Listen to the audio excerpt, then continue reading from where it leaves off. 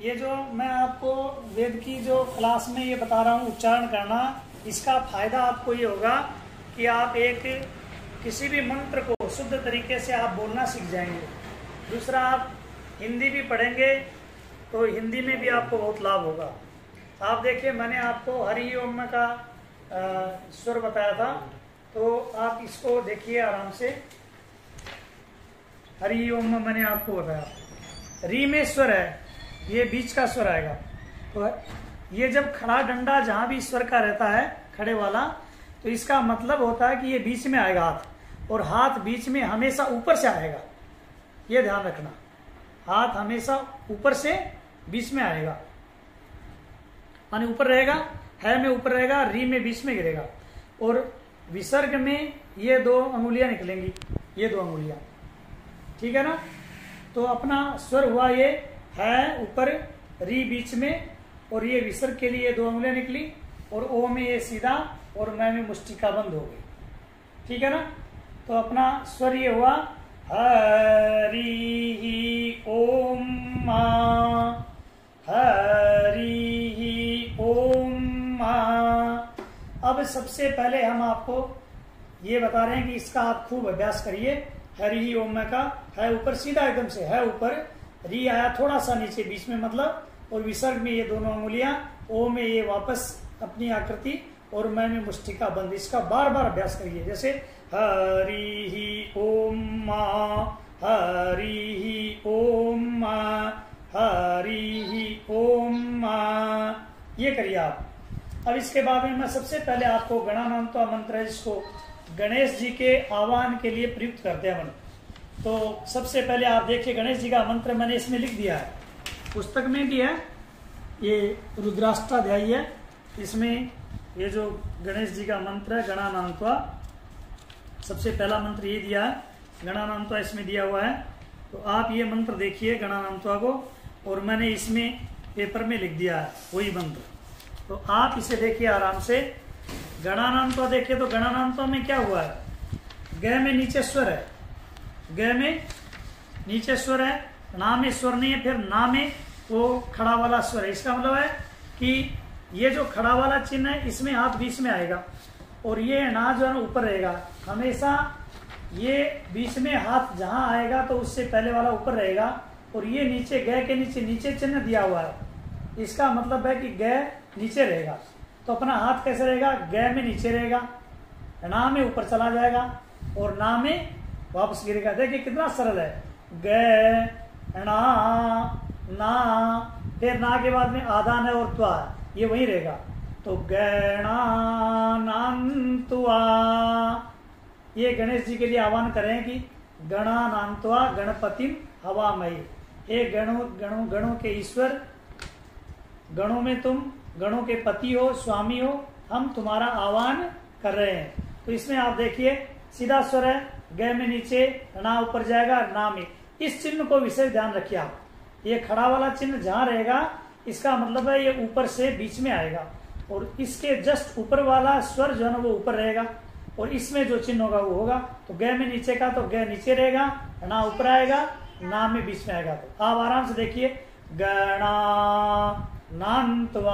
अब ये ध्यान आपको साथ में रखना कि ऊपर स्वर जा रहा तो अपने गले की आवाज भी ऊपर चली जानी चाहिए, नीचे स्वर आ रहा तो अपने गले की आवाज भी नीचे आ जानी चाहिए। जैसे गणानांत्वा,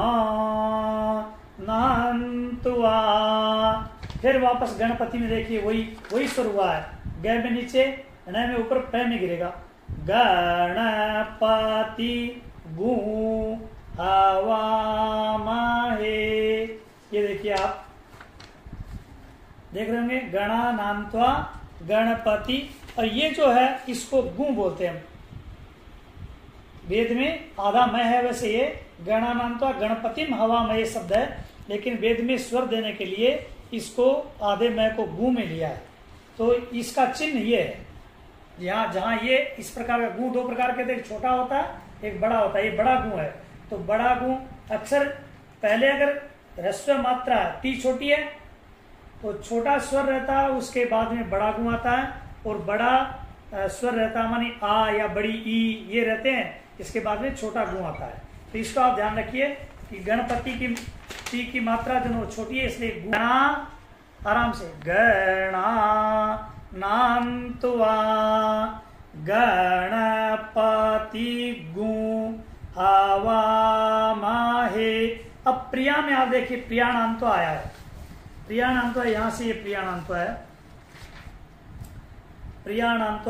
अब इसमें प्री में नीचे स्वर है, मैं लगा देता हूं, देखो प्री में ये नीचे डंडा, फिर ना में वापस खड़ा डंडा, फिर प्री में वापस डंडा, प में ये वापस खड़ा चिन्ह, ये देखो प्रियाणांत।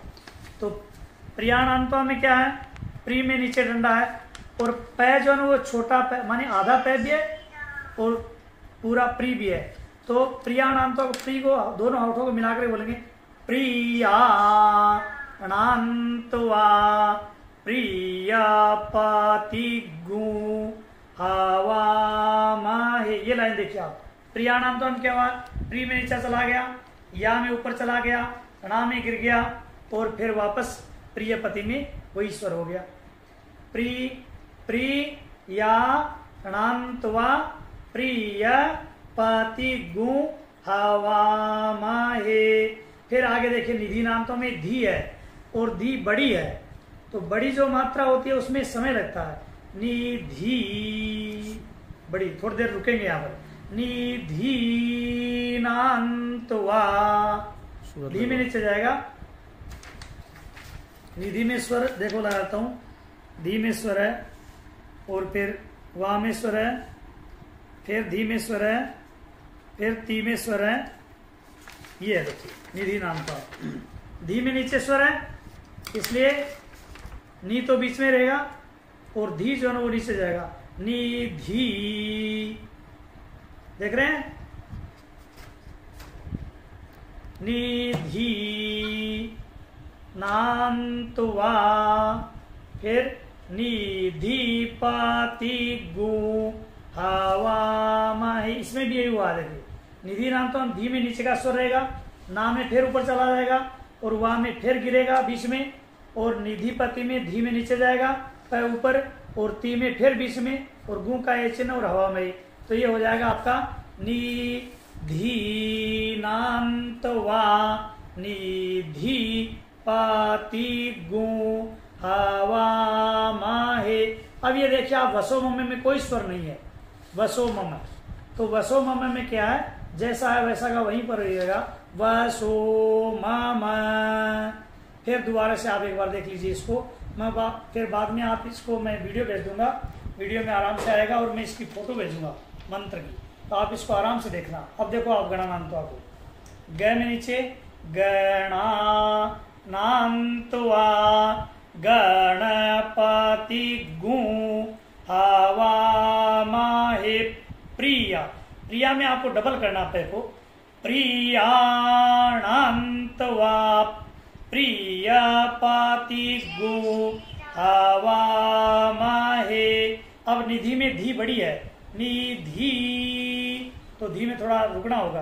निधि नान्त्वा निधिपति गु, दूसरी वाली धी छोटी है, निधिपति गु हवामहे।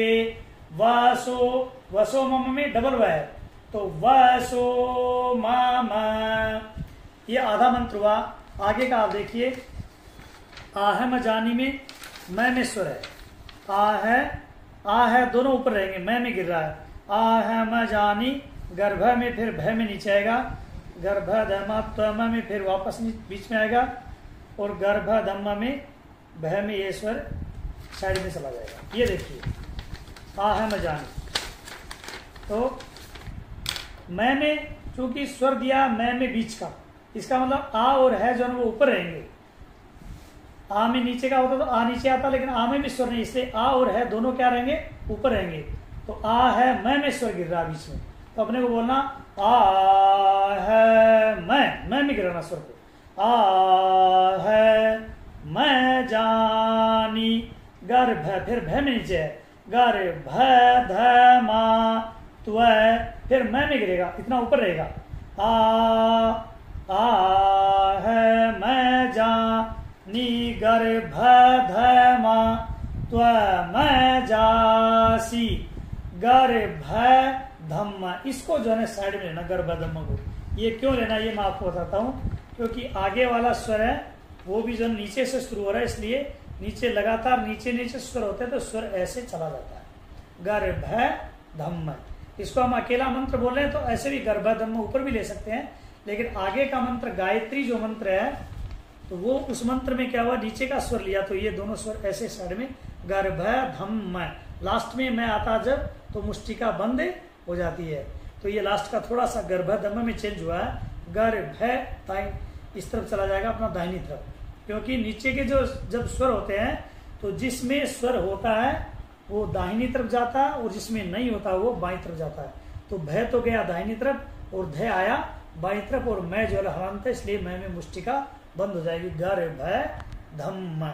अब एक बार शुरू से आप इस मंत्र को थोड़ा मैं दोबारा बोलता हूँ, उसको आप आराम से सुन लीजिए और उसका अभ्यास करिए।